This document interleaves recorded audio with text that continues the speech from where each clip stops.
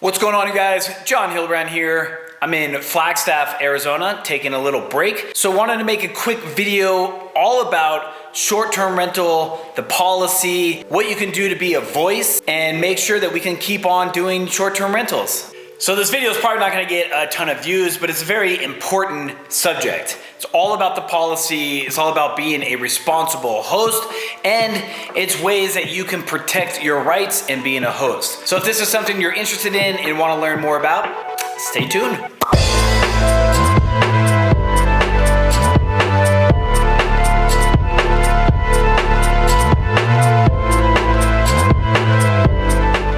So today I wanted to do a video a little bit different, but I want to talk about policy and being a good host and how you can make a difference in your community. Now, not every single city, not every single community is having an issue with this, but even if it's not an issue in your community yet, you should definitely be a voice so you can help protect those rights and those laws. There's a lot of cities that are banning short-term rentals. They're putting regulations that make it pretty much impossible to do short-term rentals. So I'm gonna go over a couple of my tips and tricks on how you can be a voice, how you can be part of the community. So let's jump into it.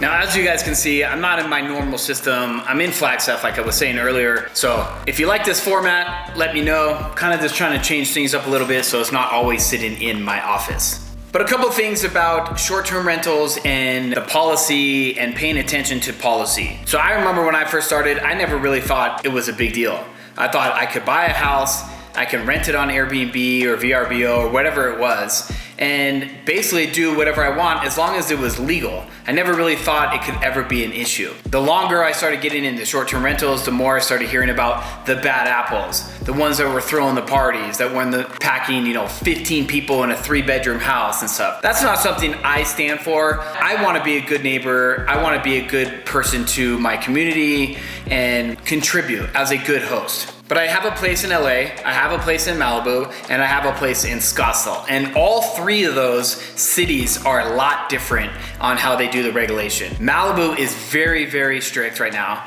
And LA is pretty much trying to ban all short-term rentals. The hotel industry is over it. They're losing money because they're not making their hotels nice enough. And who wants to stay in a hotel with all their family members and whatnot? I see the space for hotels and short-term rentals, but the hotel industry is really trying to crack down on it. So Los Angeles has a huge problem because they really want to crack down on short-term rentals. I have a house there. A lot of places are 30-day minimum only, so that makes it very difficult for people like me. So if you're in Los Angeles, you should definitely try to get involved, talk with your city council members, see how you can be a voice and get people in your community fired up about short-term rentals. Now, the other location I'm in is in Scottsdale, Arizona. Scottsdale is probably one of the biggest cities in short-term rental industry as a whole, right? It's on the radar for everybody's watching. The industry is absolutely exploding here. More and more people are coming here to buy homes for short-term rentals.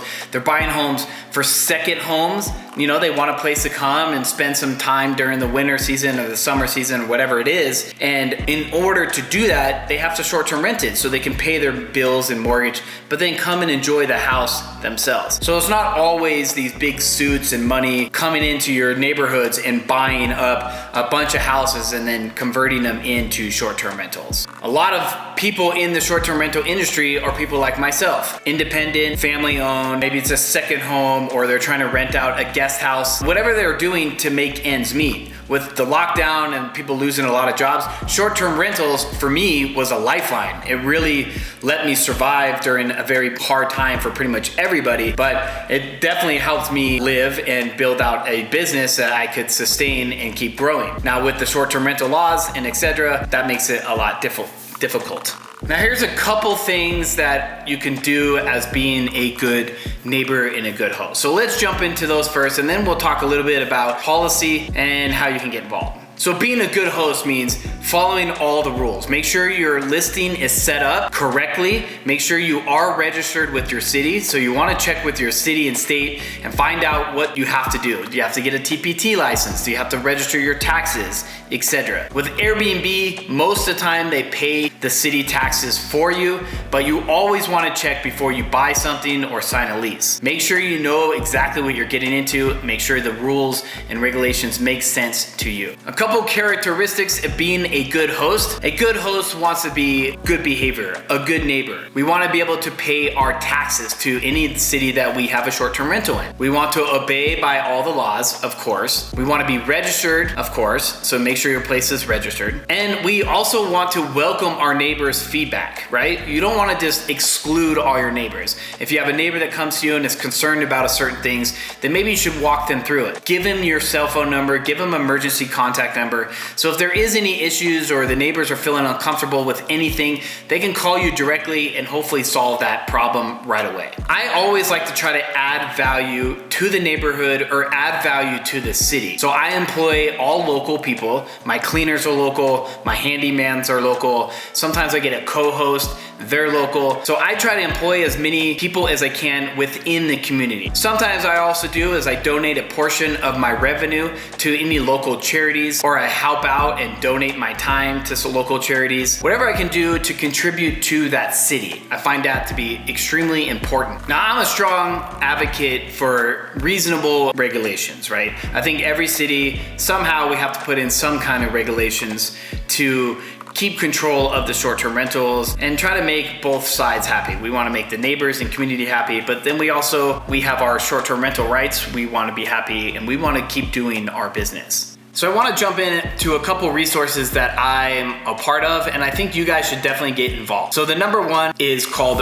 Rent Responsibly. I'll put the website below, but I encourage all hosts to join. It's free. It's a great organization. Basically what it is, Rent Responsibly is a community building about education in the short-term rental space. So they're always trying to educate us on what the laws are, how we can be better neighbors, how we can be better hosts. Ever since I have joined Rent Responsibly, I feel like my business has grown tremendously. A lot more educated on how to communicate with my host, or my guests, and always improve. So what's really important and amazing about Rent Responsibly is they educate us hosts. Because the platforms themselves, you guys, this is what's so important. The platforms themselves can only do so much, but the city council members and the neighbors that don't want short-term rentals, they don't really listen to the big corporate companies, right? They want to hear voices from people from the actual community. So no matter if you have one property or 50 properties, your voice is so important. I can't even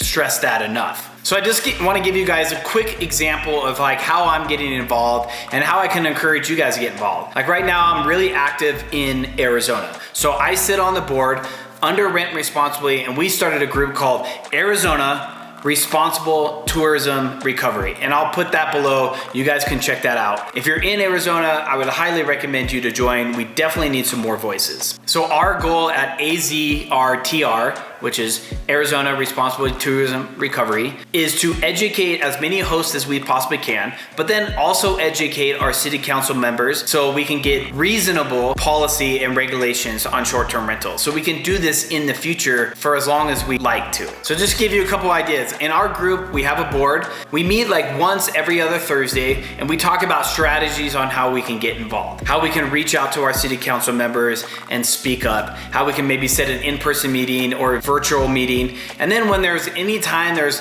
a major policy about the change or things are coming up in the city council, we always try to go down there and stand up and talk about the importance of how short-term rental is to us and our community. Then we sometimes even get our renters to speak up and say how much they, really enjoyed Arizona and Scottsdale, and they couldn't have done this without Airbnb, etc. So honestly, guys, sometimes I feel like I'm just rambling on here a little bit, and I know this video is not the most exciting video, but it's really, really important. And I don't think enough hosts think about this as much, right? Airbnb, VRBO, they're doing such an amazing job to fight for our short-term rental rights. But like I said, there's only so much they can do. It's all about the numbers. The 1% of hosts that are ruining the industry for all of us is really loud. The ones that don't care about who they rent to, the ones that are having parties over and over again, multiple cars, vandalism, all that kind of stuff. It's such a small percentage, but it makes the most amount of noise. That's all you hear about on the news, etc. You never hear about the neighbor that went to city council and said, oh my gosh, I live next to a short-term rental. They're amazing. Never had any problems with them. Everything is great. You just don't hear that. The 1%, the negative always spreads. We all know negative hits the news a lot more. I really just hope I can help educate in many levels. It's not all about just starting an Airbnb business and renting it out and making money, right? You do have to be a community leader. You do want to be a good neighbor. You want to be a good host. So I hope I'm doing my part to help educate you guys, because I had no idea this was even a thing when I first started, right? So I encourage everybody to get involved. Highly recommend you at least join Rent Responsibly, and then go in there and see if there's a group already started in your community. If there's not, maybe you want to start one. Maybe you want to be a leader. And if so, please reach out to me. Let me know if I can help you in any way get that started. There's so many cities right now cracking down. And even if you're, like I said, if you're not in a city that's cracking down, well, you better start thinking about it, because those little cities are watching the big cities to figure out what to do. Obviously, we need some kind of change, but we need people like you to speak up. So once again, I'm John Hildebrand. Hopefully you guys find that helpful. Sorry if I felt like I was rambling on this video. It's very, very personal to me. I find this to be a very big subject. I don't know everything when it comes to the policies, but I do know that my voice matters and all of your guys' voice matters. So 100% get involved. Check out the links below. Do some research on your own as well, and see how you can help make the regulation and policy make sense for both parties, right? We definitely need some kind of laws in place, but some of these are a little ridiculous if you ask me, and we need to help control that for the good of everyone. So thank you guys very much. Like, subscribe, comment, all that other good stuff. I do appreciate it. Bye.